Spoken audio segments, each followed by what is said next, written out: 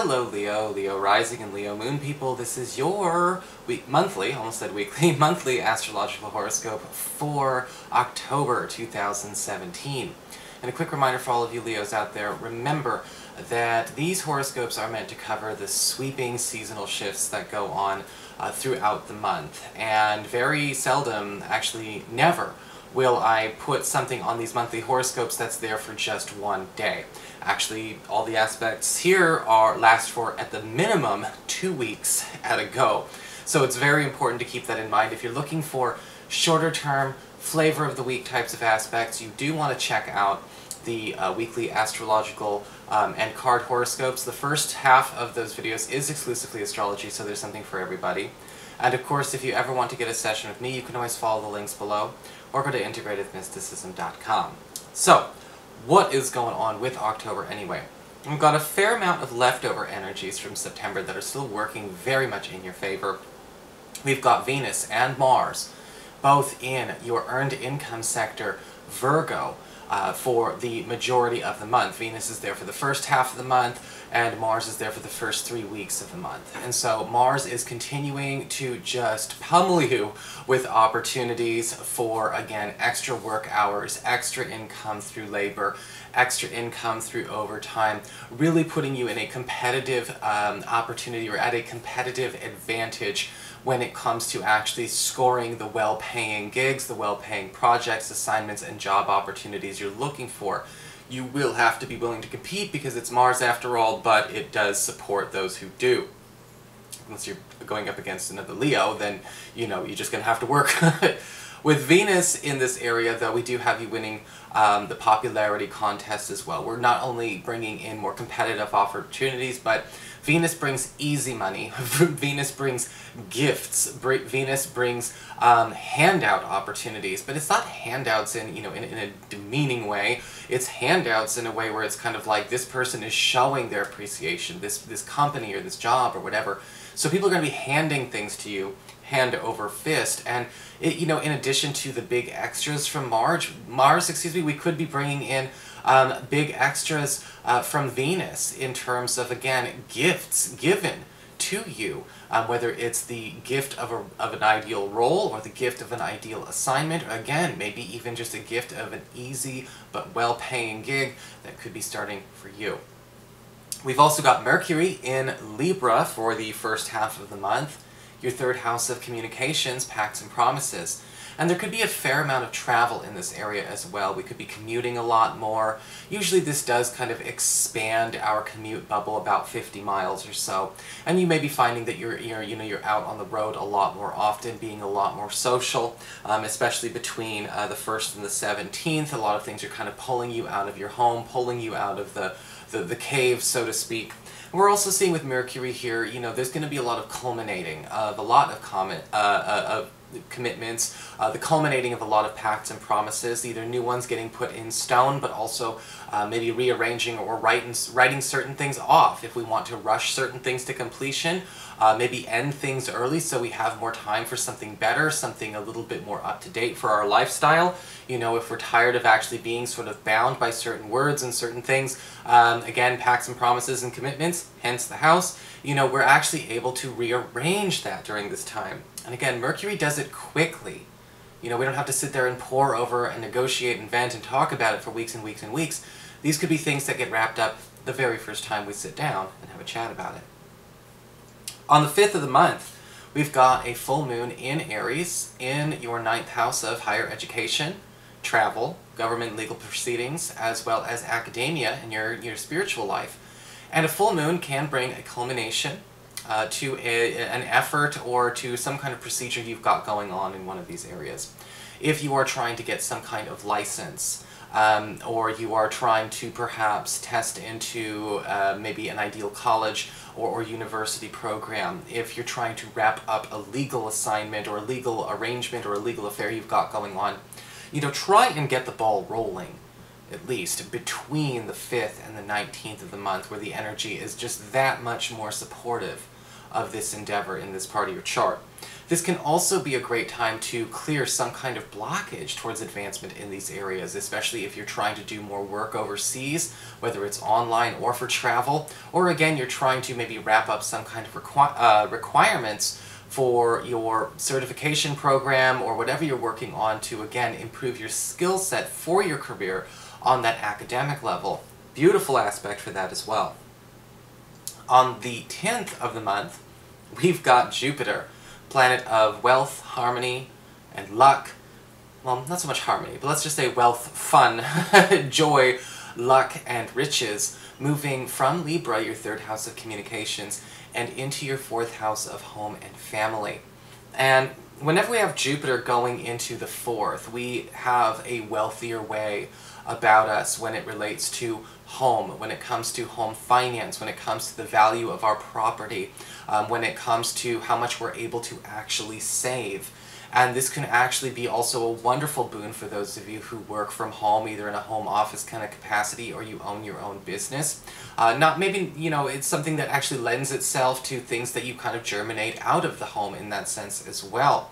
And this energy is going to be with us for a year and some change. So, don't think this is, again, a short-term aspect. By far, it is not. It's going to be all the way up till, closer to the end of October 2018. When Jupiter's in the fourth house of home and family, yes, we may be actually finding the dream home for ourselves and our families during this time, even if you're not even looking for a new place to live just yet. There may actually be something that you don't want to turn down over the coming year. And again, anything that's going to be, again, putting our family or our homestead in a wealthier way is going to be attracted to us and expanded with this energy over the next year. So it's a wonderful stroke of luck for all of the Leos out there. On the 14th, we've got Venus moving into Libra, into that third house of communications, pacts, and promises. And with Venus in the third house, a lot of you Leo people out there are going to be noticing that your words, it takes very little effort to be influential. I look at this as sort of the gift of the silver tongue, the gift of gab. But be careful with, with this kind of charm, because it can be very easy to also come off a little bit manipulative. Now, if you're not trying to, don't worry about it. But if you are trying to, you may succeed, but you may be found out. But with Venus in the third house, it can also bring a lot of opportunities for you to start, again, getting people to make commitments and promises on your terms, or more towards your terms. We're actually winning on a lot of deals and a lot of negotiations during this time. If you are trying to negotiate the terms of a hire, the terms of a sale, if you're trying to negotiate maybe the terms of a mortgage or again a property purchase or sale, again, these are all working in your favor. And Venus is going to be here all throughout the duration of October. This can also be good for business partnerships, or perhaps even alliances, or affiliate alliances or networking alliances that you're trying to forge as well. So a lot of Leo people getting into circulation very easily. On the 17th of the month, we've got Mercury moving into Scorpio, into that fourth house of home and family, but it's talking about opening up communications and lines of communications with friends and relatives that we haven't spoken to in a long time. Now, this would involve friends that go back, way back to childhood.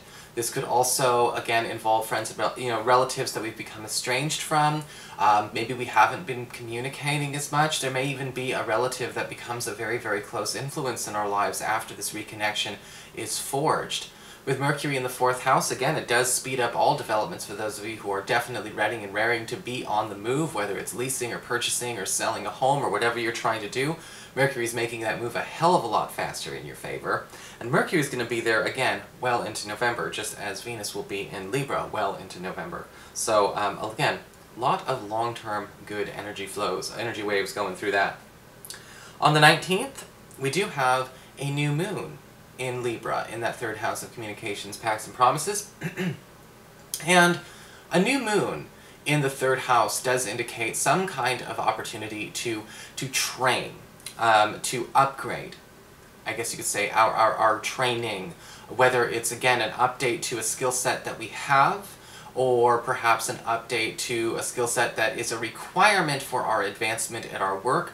It may be something offered on the job, or something that is offered or proposed to you in exchange for giving you maybe a promotion or a transfer or a change of role that is going to work out much better for you, and that a lot of those talks are going to be happening between the 19th and the end of the month. And we've got Mars moving into this area on the 22nd. Now when Mars goes into the third house of communications, we tend to see other people. Remember, the third house also talks about people working for you, helpful people, helpful neighbors, friends, things like that. And when Mars comes in, people are going out of their way to help you, take on errands for you, do all kinds of things, prove themselves, give you references, connect the dots, pull, hook you up, so to speak. Possibly even in a romantic sense, not just a professional sense. But the thing about Mars is you got to be careful not to turn into somebody who's a bit too bossy. Because when Mars is in the third house, and, not to profile people too much, but I've seen this a lot in people, as well, who tend to have Mars in the third house of communications. What they think is assertive can sometimes actually be really, really hostile and aggressive. And you want to be careful when it's transiting through your sign that you don't actually go too far. There's being blunt, and then there's, being so blunt it's socially awkward. And sometimes that can happen, and we may find ourselves also bumping into people with those kinds of traits. And it's about learning how to navigate that tension without conflict. Other than that, though, it's definitely bringing in more help than awkwardness. So, enjoy that, and it's going to be there all the way up to the end of November. Okay, so it's going to be there for a while, 22nd on. Finally, we've got the Sun moving into Scorpio, into that fourth house of home and family. And the Sun brings in an energy of healing, an energy of focus, but also, again, fertility. Now, when we talk about fertility, we're talking about getting more out of what's there, getting more out of the work that we're putting into it. However, this can also be a time for those of you who are looking to conceive to give it a try. This can be a wonderful opportunity for a lot of you to, again, start patching up and healing relationships with housemates, with family members, things where there could be some tension, there could be some rough spots that need to be figured out. But also with the Sun, it's also about turning that home back into a sanctuary. I really am a firm believer in Feng Shui. I do believe that our home, the inner reflects the outer. So it's like our most important magic charm is our home space. And so you may actually want to take this time to, get more out of what it can do for you during that time, all right? From the 23rd of this month, going well into the third week of November. So that is your horoscope, Leo. I hope you enjoyed it. If you did, please like, share, and subscribe. I appreciate it. And of course, if you ever want to get a session with me, you can always go to the links below, or just go to my website, integrativemysticism.com.